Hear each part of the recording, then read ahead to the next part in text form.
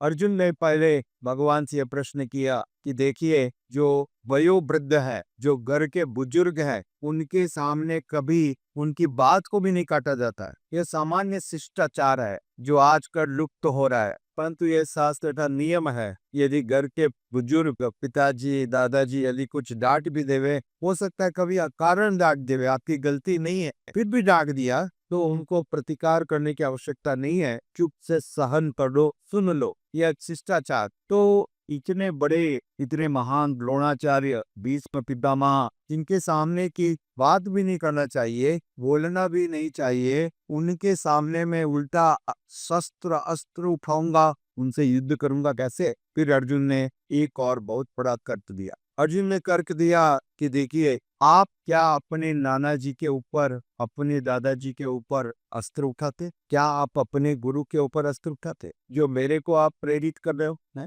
You are inspiring me to fight and kill them, would you do that? ठीक है, महत्वपूर्ण प्रश्न है, क्योंकि वास्तविक रूप से हम देखते हैं महाराज अहुक के दो पुत्र हुए। उनके बड़े पुत्र थे देवक और छोटे पुत्र थे उग्रसेन। महाराज अहुक ने मथुरा का राज्य स्वीकार किया था, प्राप्त किया था, और उनके ये दो पुत्र थे। और फिर महाराज देवक के 4 पुत्र हुए और 7 पुत्रियां हुई। महाराज देवक के 4 पुत्र और 7 पुत्रियां। उन पुत्रियों में से देवकी एक, कनेक्शन को देखिए। और महाराज उग्रसेन के 9 पुत्र हुए, 5 पुत्रियां हुई, 9 एंड 5। और उन 9 में से कंस सबसे बड़ा था, 9 पुत्रों में ज्येष्ठ सबसे बड़ा, और उसके जन्म की भी अलग कथा है। तो इस प्रकार से अब आप इस बात को समझ पाओगे कि वास्तविक रूप से कंस जो महाराज उग्रसेन का पुत्र है, उसी के चाचा कौन हुए? देवक। और देवक की पुत्री कौन है? देवकी। तो कंस और देवकी एक प्रकार से भाई बहन हुए, नहीं है ना? चाचा की बेटी है, भाई बहन हुई है। तो इस कारण से, और अब हम देखते हैं देवकी के पुत्र, देवक का विवाह हुआ वसुदेव से, देवक का विवाह हुआ वसुदेव से, और वसुदेव और देवकी का पुत्र हुए कंस, कृष्ण।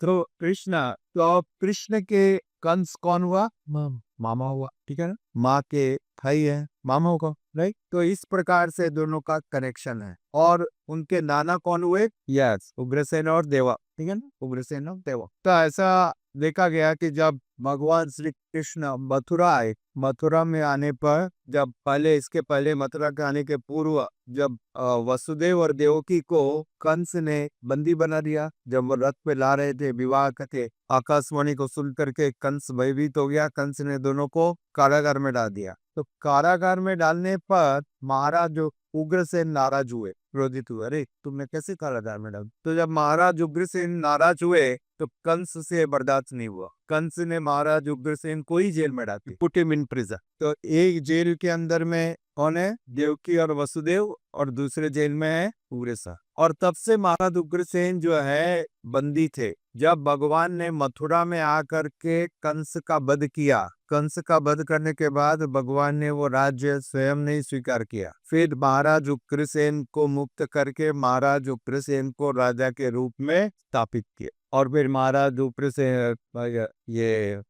उग्रसेन ने बहुत सारे यज्ञ भी किए। He performed many sacrifices। बहुत आदर्श राजा थे, बहुत सारे यज्ञों को संपन्न किया उन्होंने, भगवान के महान भक्त थे। तो इस प्रकार से अर्जुन ने तर्क दिया कि क्या उनकी हत्या कर देते? क्या सांदीपनि मुनि जो आपके गुरु हैं, आप जानते हो सांदीपनि मुनि का आश्रम था आज के उज्जैन नगरी में, और वहां पर कृष्ण, बलराम, सुदामा, बहुत सारे शिष्य थे जो उनसे शिक्षा प्राप्त कर रहे थे। उन्होंने सभी प्रकार की शिक्षाएं प्राप्त की, अस्त्र की, शस्त्र की, साथ में हाथियों और घोड़ों के रख रखाव की भी शिक्षा प्राप्त की, कंप्लीट एजुकेशन। और फिर जब उनका यह अध्ययन पूरा हो गया, एजुकेशन पूरा हो गया, तब उन्होंने गुरु को गुरु दक्षिणा देने के लिए प्रस्ताव रखा। और तब गुरु ने बताया कि प्रभास क्षेत्र में मेरा पुत्र जो स्नान करने के लिए गया था समुद्र में, वो नहीं आया, मृत्यु को प्राप्त किया उसने। तो मेरे पुत्र को यदि आप ला सको तो बड़ी कृपा हो। और तब कृष्ण बलराम ने जाकर के उनके पुत्र को लेकर के आए,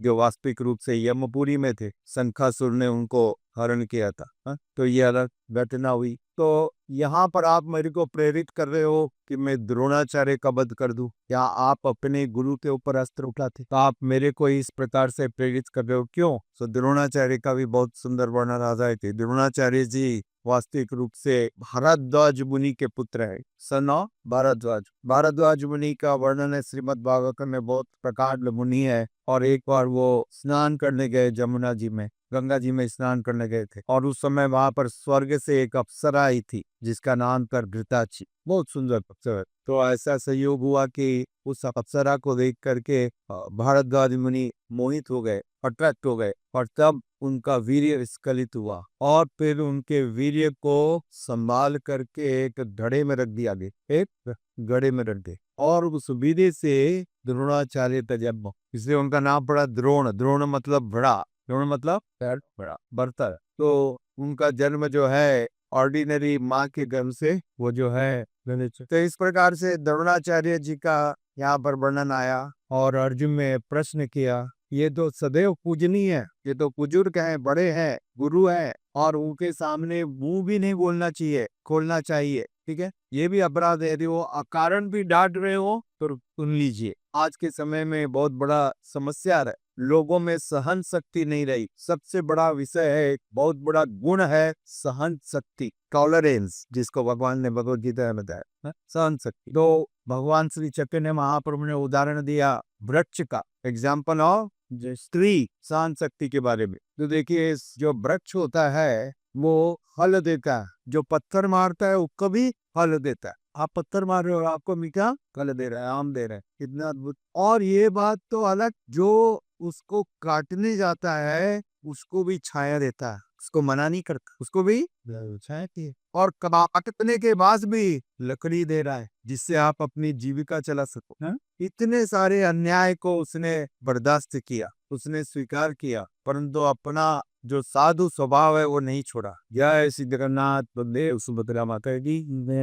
तो इस प्रकार से सहिष्णुता, सहन करने की शक्ति, भगवान श्री चैतन्य महाप्रभु ने इसका उदाहरण दिया, ताकि जब हमारे अंदर ये सहन करने की शक्ति होगी तब हम भगवान का नाम निरंतर कर पाएंगे, तब निरंतर हो। ऋणादपि सुधीसेन गरोरपि सहिष्णु, वृक्ष के समान सहिष्णु। आजकल के बच्चे तो अकारण भी माता पिता को अपमान कर देते हैं, अकारण। जिन माता पिता ने इतना लोरी धागा करके, इतना सब ड्रामा करके आपको बचपन में खाना खिलाया, आपके लिए इतने सारे ड्रामा किए, एक्टिंग की, घंटों तक प्रतीक्षा किया, आपके पीछे समय लगाया, उन माँ बाप को वो साथ में बैठा करके खिलाना भी नहीं चाहते। यह दुर्भाग्य है कि हमारी इज्जत चली जाएगी, और इनको लेटेस्ट में नहीं आता, छुरी चाकू से नहीं खा सकते क्योंकि ओल्ड मॉडल। तो इस प्रकार से ये जो सहिष्णुता है ये अत्यंत आवश्यक है मनुष्य के। श्रीमद् भगवद गीता में भगवान ने जो 26 गुण बताए वैष्णव के विशेष गुण, उनमें प्रमुख है सहिष्णुता। तो अर्जुन एक सहिष्णु भक्त है, इसलिए अर्जुन युद्ध करने के पहले सारे विषयों का विचार कर रहा है, क्या ये न्याय संगत है या नहीं, कितना विचार कर रहा है। और भगवान ने उसके सारे शंकाओं का, सारे उसके मन में जो विचार है उन सबका समाधान प्रस्तुत किया। तो हमारे मन में भी बहुत सारी शंकाएं आ सकती है, हमारे मन में बहुत सारे प्रश्न आ सकते हैं, परंतु प्रश्नों का सही उत्तर भगवान ही दे सकते। इसलिए अत्यंत आवश्यक है ये भगवद गीता सभी के लिए। जब भी आपके मन में कोई शंका आए, कोई प्रश्न उठे, तो इस भगवद गीता का आश्रय लेना चाहिए। एक प्रामाणिक भक्त से पूछना चाहिए, तो भगवद गीता के आधार पर सही निर्देशन बता सकते हैं क्या करना श्रेष्ठ होगा, what is good, what is best. शास्त्र के आधार पर निर्धारण करना चाहिए, अपने मन की सनक पर नहीं कि मेरे को अच्छा लग रहा है। तो अच्छा तो हमको वही लगेगा जो इंद्रिया चाहती हैं, अच्छा तो वही लगेगा, परंतु ऐसे